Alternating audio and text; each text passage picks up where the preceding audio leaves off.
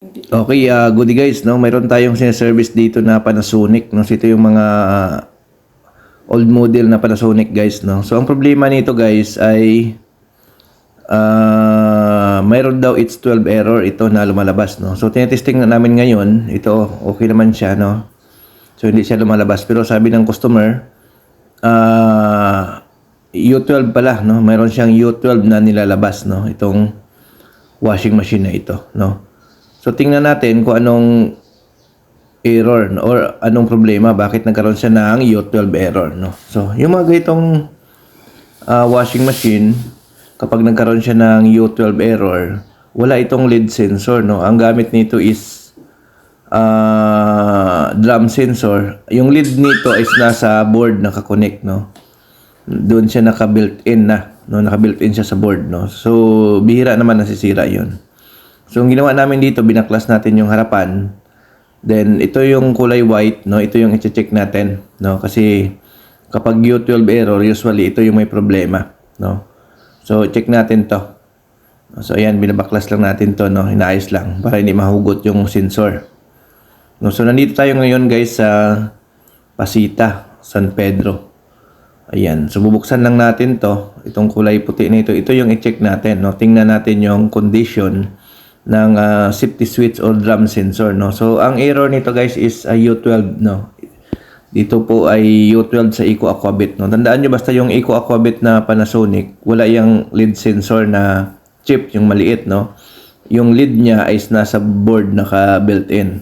Tapos, ang problema, pag itong drum sensor niya is sira, magkakaroon siya ng U12 error, no? So, i-check lang natin to para malaman natin kung buo pa ba yung parts na to, kung bakit nagkaroon siya ng U12 error, no?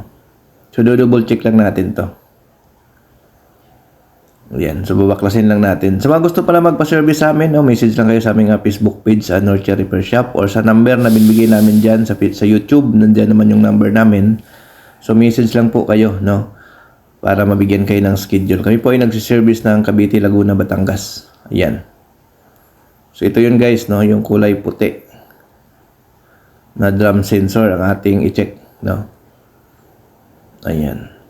So, ang rate pala namin, nagdidepende yan sa layo, no? So, ayan. So, ito, guys, tinanggal natin, corroded na. Pati yung socket, guys, kinat na natin, papalitan na natin ng socket. Kasi napansin namin, guys, corroded na yung pinaka mga socket nito, no? So, nagkaroon na ng corrosion yung socket. Then, yung parts ng safety switch ay corroded na rin, no? So, isa yan sa mga nagkokos kung bakit nagkakaroon siya ng U12 error, no? Kapag yung contacts kasi ay umiinit na, hindi na siya ganun kaganda yung contacts, doon na nagkakaroon ng error. So, kailangan yan palitan. Pag nagpalit kayo, guys, ng safety switch, pag napansin nyo na corroded na yung pinaka-socket, palitan nyo na rin yung socket para tumagal yung parts. Kasi pag corroded na yan, tapos palitan nyo ng bago, mga ilang months lang yan, kukorrosion din yung pinalit nyo kasi nga manggagaling doon sa socket, no? Parang ano siya, mahawaan siya ng corrosion galing sa socket. So dapat palitan nyo rin ng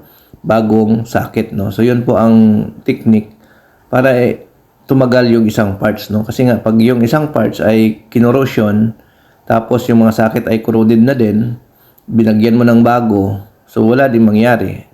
Kakainin niya lang din yung parts. So, ito yung luma, guys. So, tinanggal natin kasama ng socket kasi corroded na siya. Yan, o. Yan. So, yun po, no? Ayan. Tinanggal na natin. So, ito po yung naging sira ng U12 error, no? So, pinalitan natin siya ng buo kasama socket, no? Kasi ang nangyayari nito, guys, pag ginagamit ng customer natin, bigla na lang siyang hihinto. Magkaroon siya ng U12. Una, gagana siya, mga ilang minuto. Then, maya nag-U12 na dahil nagkakaroon ng lost contact. So, yan, testing na natin. Ayan, working na to. Okay na ito, no? So, yan. Okay. Thank you. Bye-bye.